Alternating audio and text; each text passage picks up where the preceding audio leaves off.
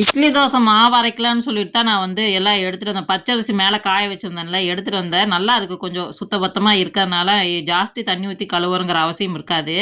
அப்புறம் என்கிட்ட நான் புழுங்கல் அரிசி தான் யூஸ் பண்ணுவேன். இப்போ பொன்னி அரிசி இருக்குல்ல, அது ஒரு 2 கிளாஸு, பச்சரிசி 2 கிளாஸு. எவ்வளோ பொ பொ பச்சரிசி எடுக்கிறனோ, அதுக்கு தகுந்த மாரி புழுங்கல் அரிசி எடுத்துக்குவேன். அப்புறம் வந்து உளுந்து ஒரு கிண்ணி அளவுக்கு எடுத்துக்கிறேன். ஜாஸ்தி எடுக்கல. ஏன்னா வந்து நான் அரிசி சேர்த்துவேன். அரிசி சேர்த்து இப்போ பொன்னி அரிசி நம்ம வீட்ல எப்பயுமே சமைக்கிறோம்ல, அந்த அரிசி தான் நான் சேர்த்திக்குவேன். அதனால வந்து சரி அரிசிங்கிறங்காட்டி சாப்பாடு சேர்த்திக்குவேன். அதனால இப்போ உளுந்து வந்து கம்மியா தான் சேர்த்திக்குவேன். அப்புறம் வெந்தயம் கொஞ்சமா 1 1/2 ஸ்பூன் அளவுக்கு சேர்த்திக்கிட்டேன். பாஸ் இதுதான் நம்ம வந்து இட்லி மாவு, தோசை 2த்துக்கும் பணியாரத்துக்கு எல்லாத்துக்குமே ஒரே மாவு தான். நான் தனித்தனியாலாம் அரைக்கிறது இல்ல. இப்ப பாருங்க அந்த பச்சை அரிசி நல்லா கழுவுனங்காட்டிக்கு ஜாஸ்தி தூசி எதுவும் இல்லைங்க.